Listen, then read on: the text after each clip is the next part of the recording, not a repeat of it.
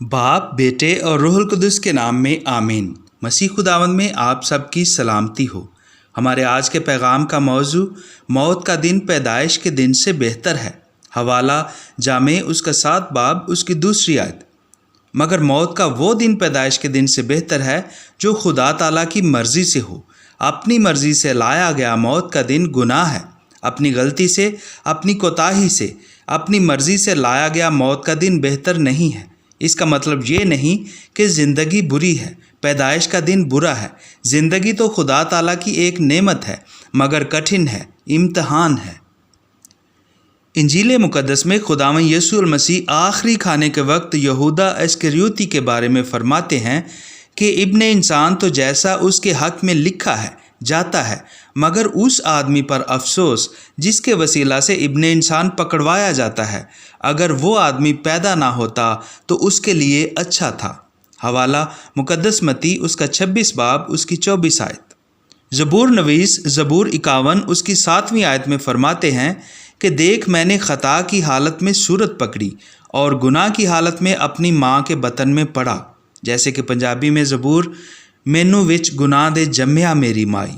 बेशक मसीह खुदावंद ने हमें मरूसी गुनाह से निजात दिलाई है, तो क्या अब हम गुनाह करने से बाज आते हैं?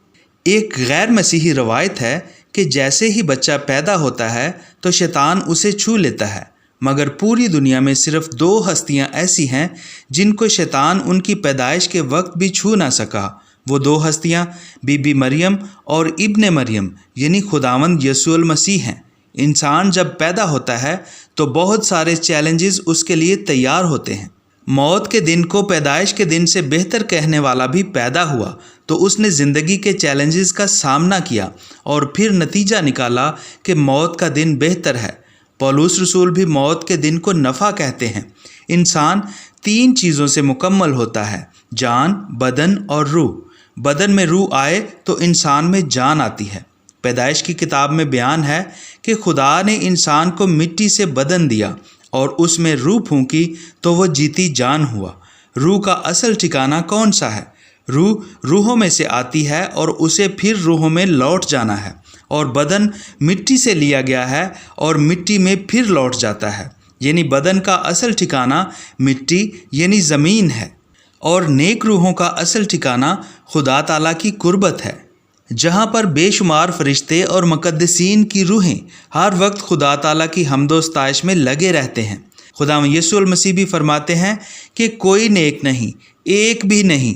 सिर्फ एक नुक्ता देख लें, माँ बाप अपने बच्चों के लिए रोज़ अपने रिज़्क़ की जुस्तजू में दुनियावी तौर पर ना जाने किन किन आजमाइशों से गुज़रते हैं, और उन्हें क्या कुछ नहीं करना पड़ता, तब जाके अपने घर का बंदोबस्त होता है। इंसान अपने मुंह और पेट को भरने के लिए झूठ फरेब से भी दरेग नहीं करता। इंसान अपने पैदा होने वाले बच्चे को मुकम्मल तौर पर हलाल रिज़्क़ पहुंचा नहीं सकता।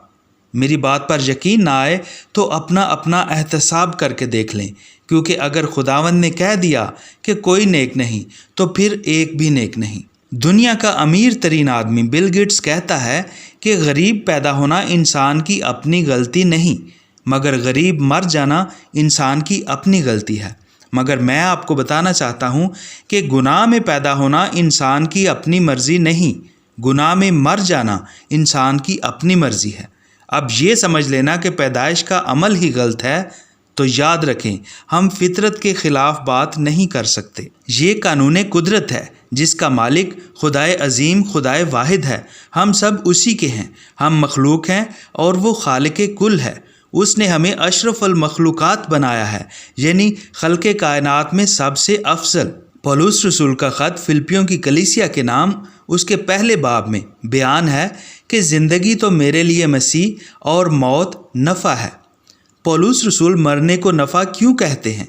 इसलिए कि पैदा होने पर इंसान के लिए आजमाइशें तैयार हैं, मगर मरने पर सब आजमाइशें और भाग दौड़ ख़त्म हो जाती है और रूहों में खुदा की कुर्बत में चली जाती है, जहाँ ना भूख है ना प्यास। आंसू पूंछ दिए जाएंगे और फिर ना मौत होगी, ना गम व नाला, और ना फिर दुख होगा। मगर पैदा होने वाला इंसान दुख और तरद्दुद से भरा हुआ है। पैदा होने वाला इंसान इम्तहान में पड़ जाता है, کیونکہ انسان کے لیے پہلے گناہ کی وجہ سے ہر انسان نیک و بد کی پہچان کرنے والا بن گیا ہے۔ اب پیدا ہونے والے انسان کے پاس دونوں چیزیں ہیں، نیکی کی راہ اور بدی کی راہ۔ پیدا ہونے سے پہلے روح خدا کی قربت میں ہوتی ہے اور پیدا ہونے کے بعد زمین پر انسان میں اتار دی جاتی ہے۔ ویسے ہی جیسے پہلے آدم اور حوا کو باغ عدن سے نکال دیا گیا، پھر وہی خون پسینے کی روٹی، درد ذہ اور سب آزمائشیں، مگر مرنے کے دن روح اپنی جگہ واپس چلی جاتی ہے، جیسے بدن جو مٹی سے لیا گیا تھا مٹی میں واپس چلا جاتا ہے۔ موت کا دن اس لیے بہتر ہے کہ زمینی زندگی دکھ اور تردد کے ساتھ بھری ہوئی ہے۔ آزمائشیں ہیں، تکلیفیں ہیں، بھوک ہے، پیاس ہے، بیماری ہے، لاچاری ہے، مگر ہمیشہ کی زندگی، ابدی زندگی میں داخل ہونے کے لیے موت کا دن ہے۔ پیدائش کا دن آزمائشوں کے لیے اور موت کا دن ہمیشہ کی زندگی میں داخل ہونے کے لیے۔ زندگی خدا تعالیٰ کی نعمت خداوندی ہے، ایک خوبصورت تحفہ ہے، پر انسان نے خود اس تحفے کو بگاڑ لیا، گناہ کر کے، اور تکلیفوں میں مبتلا ہوا، ہلاکت کے دروازہ پر دستک دے دی۔ مگر خدا نے دنیا سے ایسی محبت رکھی کہ اس نے اپنا اکلوتا بیٹا بخش دیا، تاکہ جو کوئی اس پر ایمان لائے وہ ہلاک نہ ہو بلکہ ہمیشہ کی زندگی پائے۔ خدا تعالیٰ انسان سے بے پناہ پیار کرتا تھا۔ ایک موت خدا سے دوری ہے، اس کے بعد کی موت خدا کے نزدیک جانے کا سبب ہوئی، اور ایک موت ابدی موت ہے۔ خدا سے دوری والی موت پر بھی ہمیں پشیمان ہونا چاہیے اور ابدی موت پر بھی، مگر خدا کے نزدیک قربت میں جانے والی موت کے ذریعہ پر ہمیں ماتم نہیں کرنا چاہیے۔ دنیاوی طور پر ہم دنیاوی لوگ دکھ ضرور کرتے ہیں۔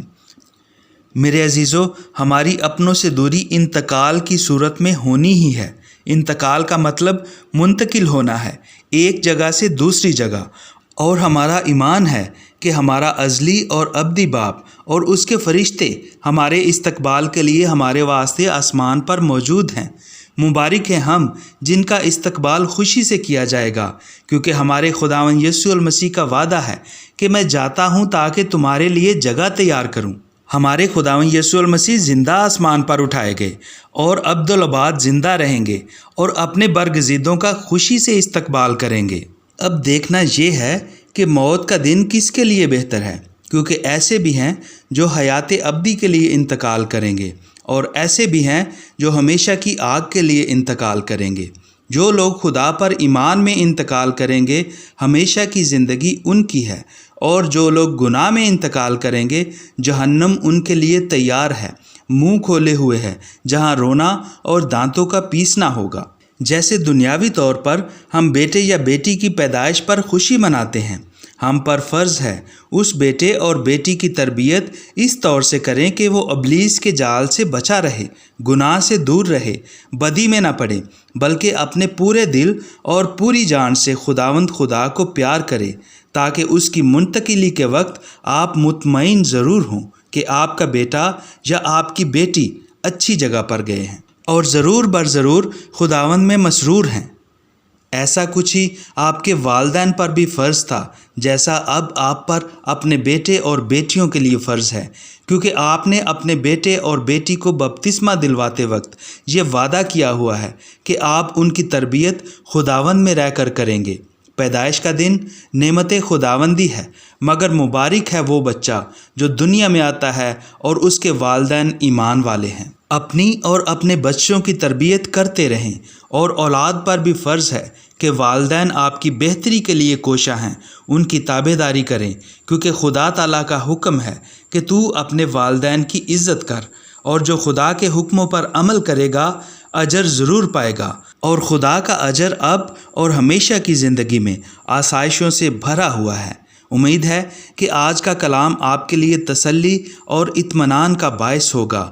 کیا ہی خوب ہے کہ انسان خدا کا کلام خوشی سے سنے اور اسے قبول کر کے عمل میں لائے۔ خدا باپ آپ کی زندگی کو خوبصورت بنائے۔ ہمیں بھی چاہیے کہ ہم اس کے لائق بنیں، تاکہ واجب طور پر اس کی حضوری کو محسوس کرتے ہوئے نیکی کریں۔ ویڈیو پسند آئی ہو تو لائک اور شیئر ضرور کریں تاکہ آپ کے دوست بھی اس پیغام کو سن کر برکت پا سکیں۔ آئندہ ہمارے ساتھ شامل ہونے کے لیے چینل کو سبسکرائب کر لیں اور بیل آئیکن کو بھی ٹچ کر لیں تاکہ ہماری آئندہ آنے والی ویڈیوز کا نوٹیفیکیشن آپ کو بر وقت مل سکے۔ کمنٹ باکس میں اپنی رائے کا اظہار ضرور کیجیے۔ خدا باپ آپ کو نیکی کرنے کی توفیق عطا فرمائے۔ آمین۔